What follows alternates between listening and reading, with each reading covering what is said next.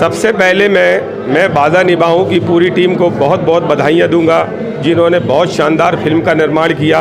इस फिल्म के डायरेक्टर याकूब खान जी को भी बधाइयाँ, फिल्म के निर्माता को भी बधाइयाँ, और इस फिल्म के PRO सीप जो बहुत शानदार ढंग से हमारे भाई दिलीप नाम पल्लीवाल जो बहुत शानदार फिल्म का प्रमोशन करते हैं और फिल्म का जो लोगों में इतना उत्साह और क्रेज बढ़ा देते हैं, जिससे दर्शकों मजबूर हो जाते हैं फिल्म को देखने के लिए। और इस फिल्म को देखने जो भी दर्शक आएगा वो इस फिल्म को ज़रूर पसंद करेगा।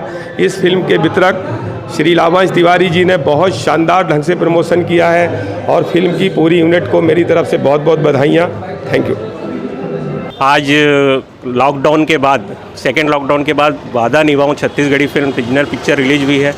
इससे हम सिनेमा व्यवसायियों को बहुत बड़ी राहत मिली है, क्योंकि ये फिल्म से एक नया अध्याय चालू होगा छत्तीसगढ़ी इंडस्ट्री का और हमारे थिएटर लाइन का।